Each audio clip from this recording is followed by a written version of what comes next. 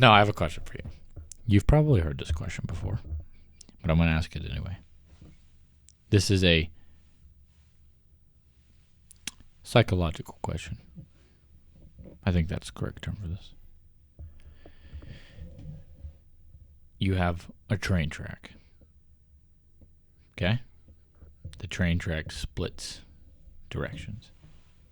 Okay? You've heard this question before, haven't you? Possibly. On one hand, there is a group of people that you don't know. That's on one set of tracks. Okay. On the other set of tracks is one single person that you really care about. Okay. You are at the conductor's box. Okay. That chooses which track the train goes down. Okay. The train is coming, Mm-hmm. and it's going down one of the two tracks. There's no changing that. Okay.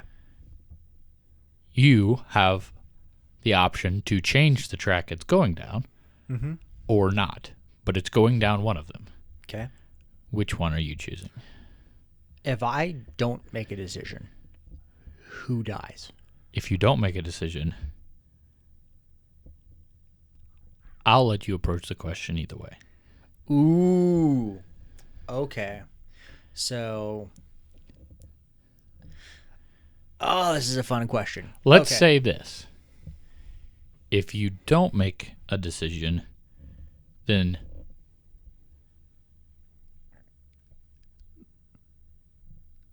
the group of people dies. So I take no action, then the person I care about lives. Yes. So really, there's really only one answer here, which is either I do nothing and I go on my merry day, knowing that inaction still save the life of someone I care about, or I flip the switch, kill the person I care about, and save X number of strangers. Okay. I was curious. What is that number? Let's go with 10. 10. Mm-hmm. Now, let's flip the script on. Okay. If you don't change it, the person you care about dies. Hmm. So now you have the choice of doing nothing and letting someone you care about die, Mm-hmm. or actively becoming involved and choosing to kill 10 people. What are you doing? That's a hard question. No, not really. I'm saving the one I love. Okay. Interesting. Okay. Now here's a question: how many people? For because I think there are two camps here. Uh-huh. For the ones who said, "I'm going to save the person I love," Uh-huh. is there a number of people you could get onto that other track where you would consider flipping that switch? Is there for you? Like I've never contemplated this before until this moment here. My thought here is no. There is not a number of people that could be on that side of the track that I would not choose over the person I love. Even if it's 1 million people. I know like 100 people now. So really, is my life going to be that different? It's not the road I'm choosing to go down in this moment here, but yes, this is a horrible, sad, imaginary You would kill situation. 100, let's just say 100 million people to save one. I don't really consider. I wouldn't say that I killed 100 million. I would say I saved one. You chose not to save 100 million people. No, I chose to save one. Okay, but you also chose not to save 100 million I'm people. choosing to look at it like I choose to save one. But that is the truth. But that would be your choice. I believe that's my choice right now. Even at 100 million people. So, like, I'm picturing this in my head. Right there, my beautiful wife. Uh-huh. Over here, half the planet. Uh-huh. At that point, Thanos really doesn't have to do anything. Because I'm saving my wife. Interesting. Okay. Are you on the opposite side of this argument? I think if Because remember, right now you're saying I have to choose. you have to choose. I had to choose a side. So I've chosen in this moment, I'm saving the person I love. Now I know very much that in almost all comic books, this makes me the villain. Well, in real life, it would make you the villain. Now, all right, I'm going to take this a step further. You're taking this a step further? All right, then we're going to flip this stinking script over here, bro. Okay, but I'm going to take this a step further. Go for it. In this hypothetical situation, would you be spiritually obligated to save the $100 million? No. Don't even have to think about it. Really? Mm-hmm. Why is that? Because I have a moral obligation. So in this example first, if it's my spouse, I have a moral obligation to my spouse to save her. I have a spiritual moral obligation to save my spouse.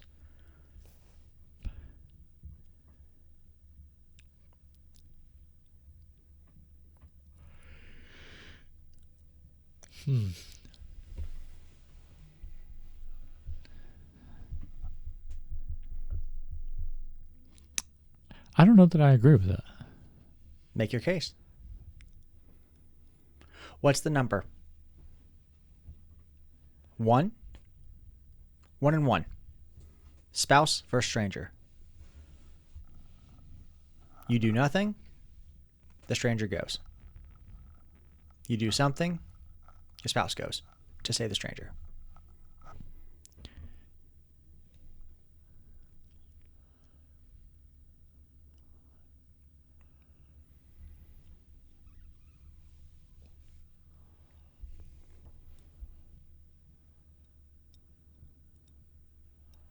I'd have to think about that. No, there's no thinking here. No, I'm thinking about the spiritual obligation. Okay. I was like, hold on. No. This is gut feeling, in the moment, throw an answer. Oh, in the moment, 10 times, I know who I am. 10 times out of 10 times, I'm going to save my wife. There is no question there. Wonderful. Okay. I don't think there would ever be a situation in which, like, the chemistry in my brain could create the course of events that caused me not to save my wife. I don't think it's possible. Right. Let's take it all the way to the extreme. Every person on Earth and your wife. Well, guess what? Repopulation. All right, we're starting over again. We're going to be just fine. But, okay, so good. I feel like we're both on the same page here. Thanks for definitely implying you're on the other side of that argument. Now, here's the question, though. What if it wasn't your spouse? Would the answer be the same for a direct family member?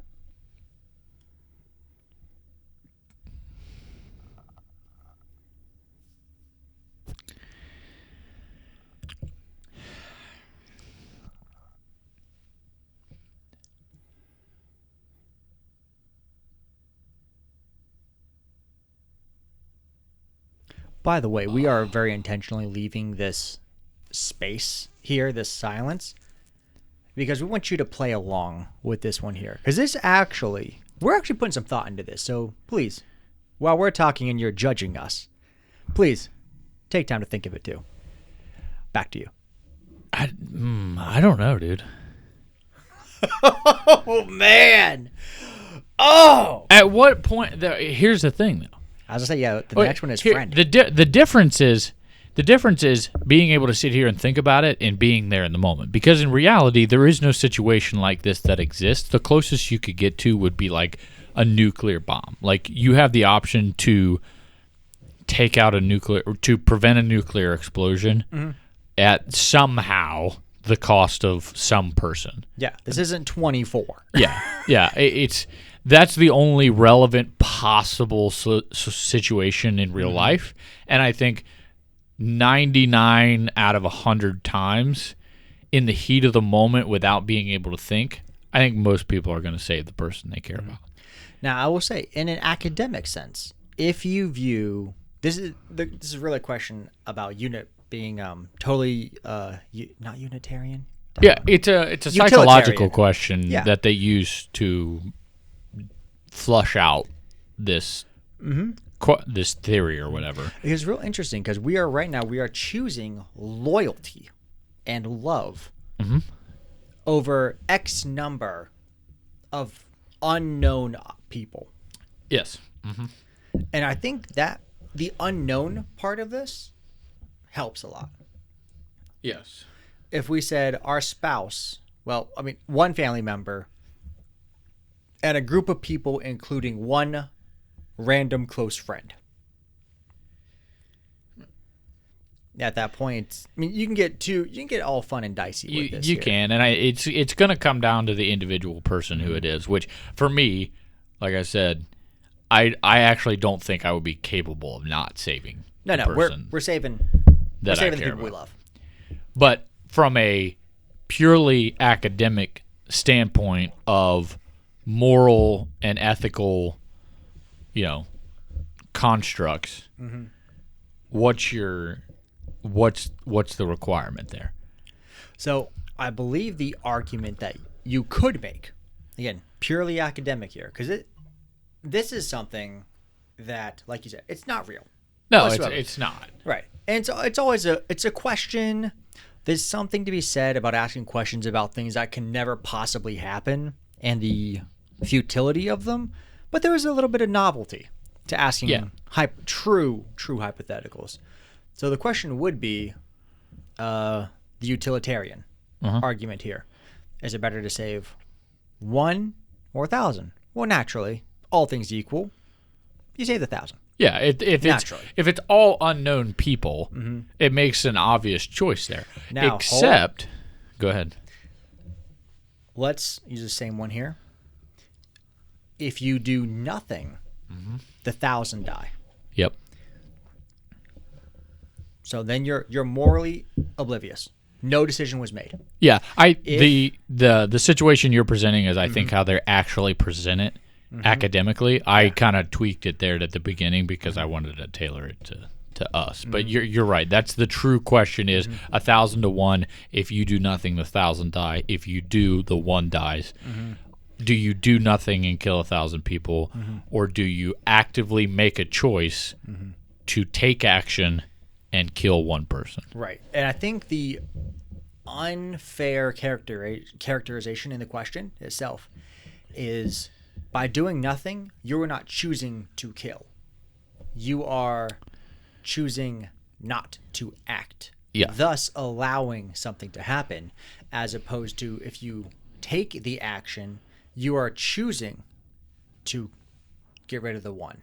That, I think, is the discussion. Surprisingly enough, so the true the study results on this, more often than not, people actively chose to kill the 1 person. Yeah, so they actually, like, the results after doing this question and somehow putting the people in the situation, that more often than not, the people chose to kill the 1 person. Interesting. Yeah. When you're sitting in an academic sense, like in the safety of a classroom where there's truly no right or wrong answer to this, where it doesn't really matter, it's all hypotheticals, and they probably say, with some moral superiority, I would be willing to sacrifice that 1. And then you toss in that out of left field, that 1 is someone you care about. All of a sudden, that's entirely different. Yep. That's 100% right. And I think that shows the true nature of us as humans, is that we'll do whatever it takes to protect the people that we care about. And I think that's a good thing to have. That loyalty, the inner, you, your family, your community, your friends. And when each of us has to do our best to protect what we have spent time and built, all of a sudden, we don't have as much time to go fight other people. We're Yep. like, hey, we gotta work here, and oh, they have something we need too. Oh, wonderful. Let's work together because, well, if I go kill their brother and then they kill my brother, then I'm like, well, you got rid of my brother. Fine, I'm taking out 2 of your cousins. All right, well then I got 3 of your nieces. Okay, well hold on. Yeah. Eventually, Yeah. yeah. I think one of the key takeaways, and something I was kind of edging at there at the beginning, is this, and I don't know if this is what they academically use this question for to provoke or not on the conversation, but I think what it shows for us is when you immediately take the change in the question from an unknown people on both sides to the one person is someone you care about, then most people change their answer to the person that they care about. If you're willing to make a choice to cost the lives of X amount of people for that one person, that demonstrates how much you care about that person. But if you're willing to cost the lives of people, some would say that's the ultimate price to pay, then why aren't you willing to put in the effort on those relationships now? Oh my, that is not where I thought you were going with that, and that is, oh my golly, I got to go talk to some people. Because, well, That's true. think about it. Think about it. Oh man. If that relationship, because that's what it is, whether it's a spouse, a friend, a family member, whatever, if that relationship to you, in an academic sense, is worth the ultimate price of someone else's life, how is it not worth those difficult conversations and that sacrifice in the relationship and the going the extra mile to put in that effort, that you see so many people around you losing those relationships because they say, oh, well, it wasn't worth it or whatever, etc. I really feel like we need to write some Valentine's cards. But it's the wrong Honey. time of year for that. Honey, I love you. I would flip the switch for the train. It's a very morbid love note there. This is a niche. But But no, that's so accurate. If I truly believe I have something so precious that it's worth the life That of is- someone else. that it could be worth the life of someone else, my own life, my own time to dedicate to this, why don't I treat that with such a love and respect? You know what? I say a lot of care. I say some. I shouldn't say a lot. I say some careless things occasionally. Maybe around those that I love and care about. Am I treating them and that relationship with the love and respect and dignity that deserves, that's earned? Or am I just being too careless and just tearing down people around me? Well, it's again, it's the same thing as that people always say, hindsight's 20/20. When someone's gone, then you realize how much they actually meant to you. But in the moment, in the time, that's it's just your cousin or your uncle or your brother or your whatever, or your spouse. You don't realize how important that relationship was until it's too late, or until you're asked a question like this: what's that worth to you? And then once you go to answer that question, that should make you think, why am I not treating the relationship like that? Why are my actions not reflecting what I obviously know to be true? Because your answer to that question is not going to change.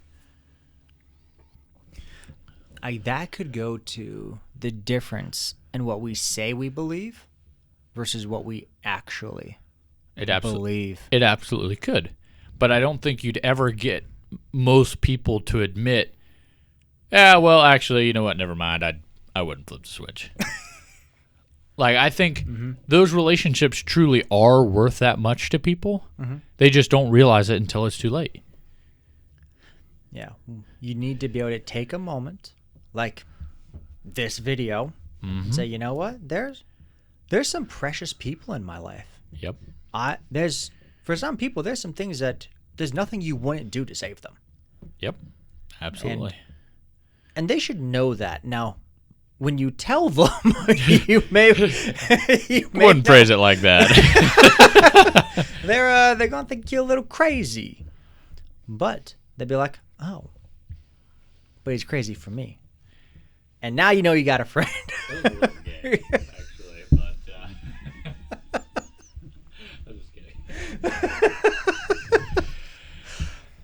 But yeah, these friendships. See, every time we talk, I realize in another area of my life I am falling short on. And now I have till next week when we talk again to get better by it. Yep. There you go. I was listening to a sermon on Sunday, and the pastor said something real profound. And he was talking to husbands. So he's like, husbands, are you building the confidence of your wife? And I just made a note in my phone. Now I was in the front row, so I was really hoping he wasn't looking at me, thinking I was just texting during a sermon. But I'm like, ooh, that's good. You know, the previous night, I could have used a softer tone when I talked to my wife. And I'm like, ooh, I gotta work on that. Then I come here, and you're like, would you flip the switch? Would you save your wife?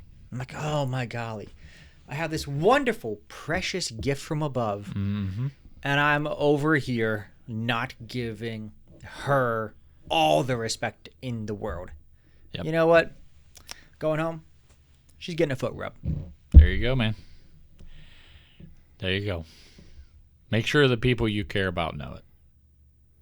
And make sure you take care of those relationships. I'm not giving you a foot rub. I care about you, but you're not getting a foot rub. Nope. I don't want a foot rub from you.